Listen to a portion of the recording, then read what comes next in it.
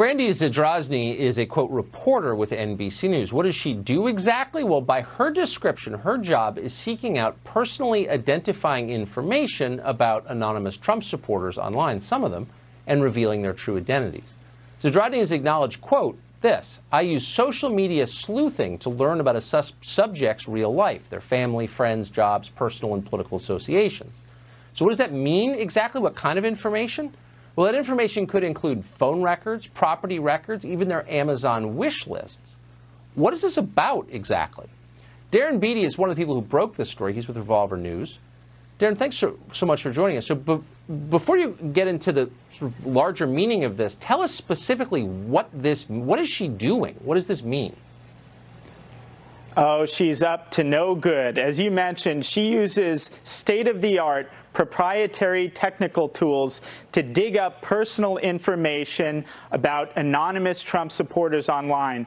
As you mentioned, that includes property records, phone records, even Amazon wish lists, you name it. She'll do everything she can to unearth anonymous Trump supporters, basically so she can ruin their lives. Why would NBC News be doing something like this? I mean, you'd think NBC's job would be to tell us the news. What do the policies mean? Why would they be going after anonymous Twitter users? It's a great question. It really is disgusting. It's disgraceful, even by modern journalist standards. I'd love for NBC to comment on this. We see these journalists are not even acting as meaningful journalists. What they're doing is acting as commissars, a neo-Stasi, effectively, in order to crush the rebellion of the American people against their corrupt ruling class associated with the victory of Donald Trump. There's one aspect of this story that's maybe even more disturbing than what you described, and that is that Brandy Zadrozny uses this term disinformation as the pretext to go after Trump supporters and destroy their lives. I think, as many viewers have seen, disinformation is this new buzzword, this new pretext used to silence Trump supporters.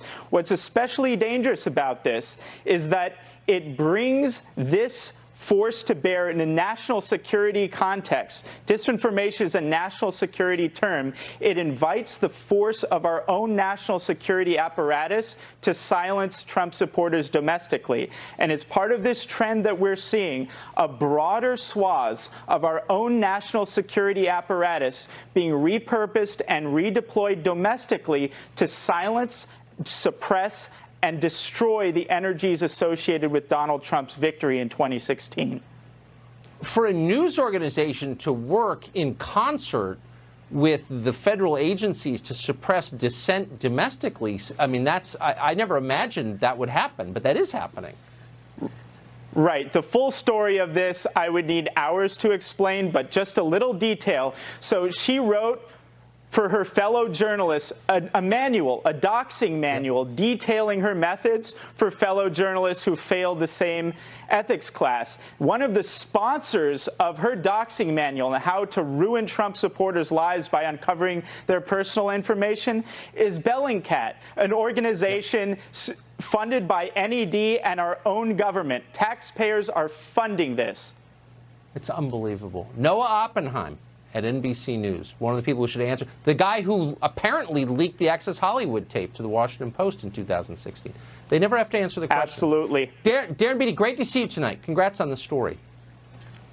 Great to be here. Thank you.